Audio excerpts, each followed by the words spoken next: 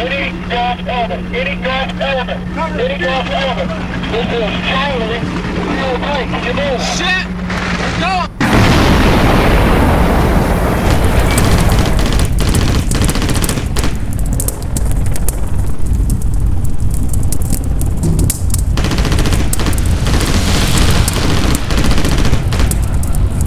Me tocó vivirla desde el comienzo, desde el primer bomba que cayó a las 12 en punto.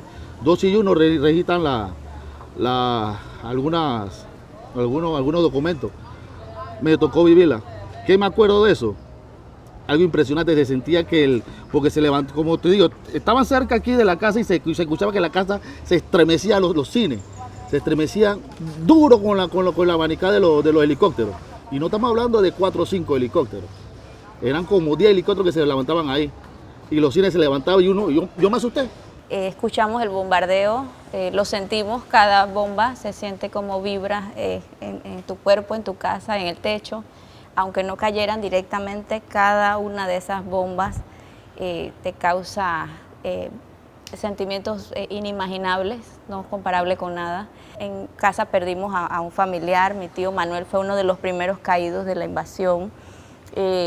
Un Cobra le disparó, es civil, él era civil, ingeniero, y un Cobra le disparó un proyectil al auto en un lugar que se conocía como el límite del Chorrillo con el cruce como para Balboa.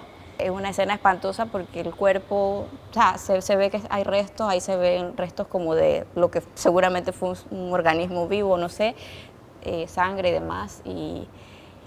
Pero no pudimos recuperar el cuerpo, nunca pudimos hacerle honras fúnebres, no hubo un entierro.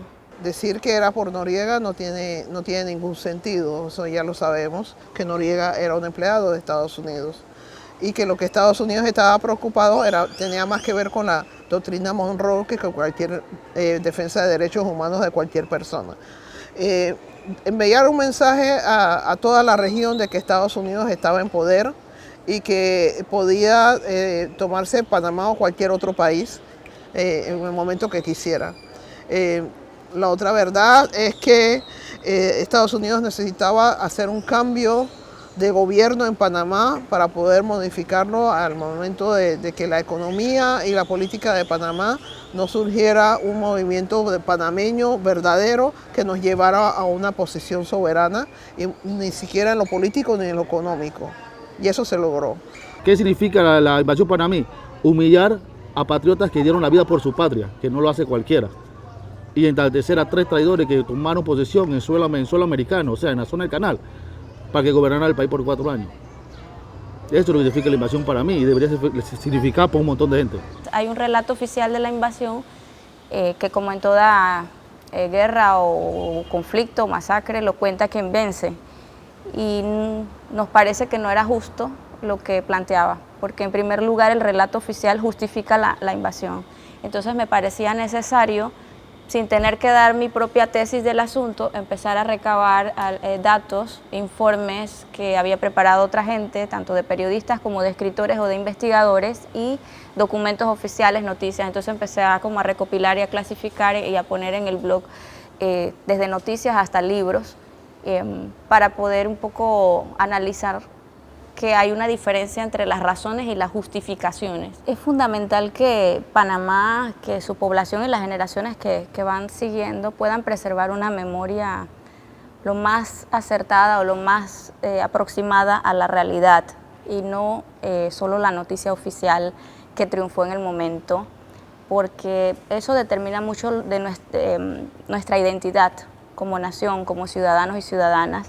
Para que la invasión se diera, el 20 de diciembre de 1989, materializada, ¿no?, como operación bélica, antes se había dado una especie de derrota en lo ideológico y en lo psicológico.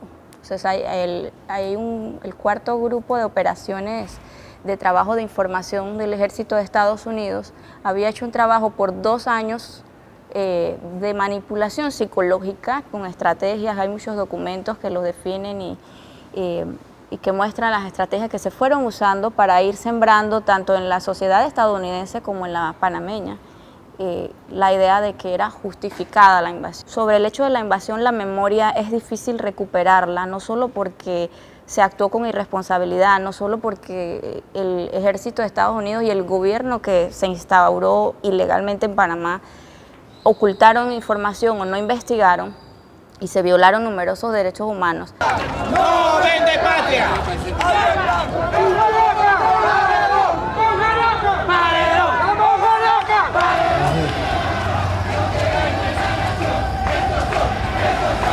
Bueno, la Comisión 20 de diciembre se creó en el año 2016.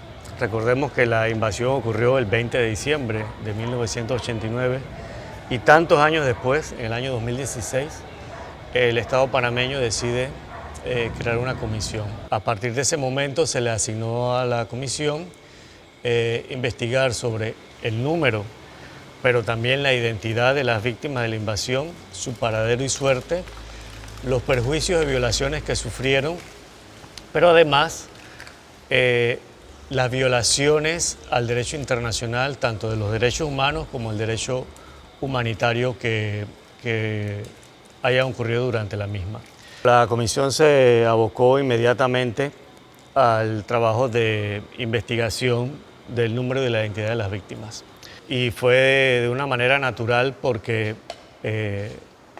apenas se creó la comisión, pues los familiares de las víctimas acudieron a dar su testimonio y denunciar la muerte o desaparición de sus seres queridos. José Isabel Salas Galindo es un señor que ya falleció, era un obrero colonense, casado con muchos hijos, ya la mayoría adultos mayores, que el 22 de diciembre de 1989 estaba en su casa, cuando los Estados Unidos ya había invadido el país y decía que el país estaba totalmente bajo control. Repentinamente ese día, siendo el cumpleaños de su hijastra, su esposa Dionisia Meneses de Salas estaba cocinando arroz, estaba limpiando un arroz en la puerta de su casa, cuando un misil impactó a la señora, quemando la casa y destruyendo el cuerpo de la señora Salas en pedazos.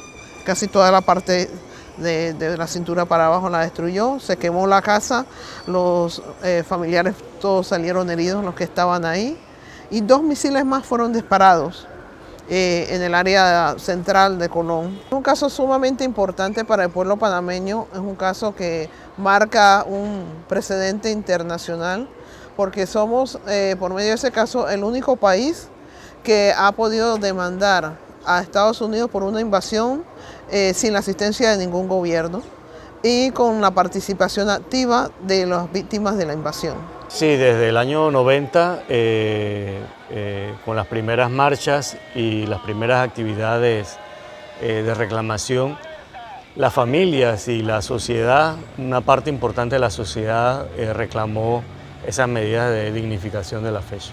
En el año 2018, la comisión evaluó la propuesta de declaratoria de Día de Duelo Nacional u otras posibles medidas de dignificación de la fecha. La comisión se decantó por recomendar la declaratoria de Día de Duelo Nacional a través de un documento firmado por todos los comisionados, sustentado de por qué motivos debería ser el día 20 de diciembre declarado Día de Duelo Nacional. Y esa recomendación se le hizo llegar al órgano ejecutivo y finalmente se declara el Día de Duelo Nacional. Los derechos humanos son algo que son parte de tu dignidad, de tu ser, y que tú tienes un derecho a participar y decir las cosas como te sucedieron, pero también tienes un proceso que va en la edificación del derecho a la defensa, que no utiliza violencia, pero que utiliza todo lo que el complejo de derechos humanos y derecho internacional te puede aportar. ¿Qué le aconseja a los muchachos, a la juventud que quieran a su patria? Que lean sobre la invasión, busquen, investiguen el verdadero hecho de la invasión. Que no crean en lo que dice la gente porque eran seguidores de Noriega, no.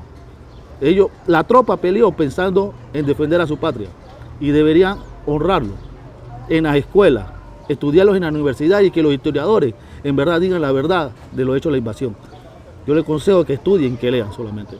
Bueno, la invitación sería a que la juventud santanera y traten de tener esa conversación con sus abuelas y abuelos, que esa es la mejor narrativa que existe, que conversen sobre por qué fue tan... que salgan un poco de la noticia, que ya todos sabemos que había un dictador, que había una dictadura, y que obviamente tenemos que luchar para que no haya dictaduras, pero que sepamos también cuáles son esas verdades que estaban detrás de este hecho, ¿no? Para que podamos recuperar ese valor de nosotros mismos.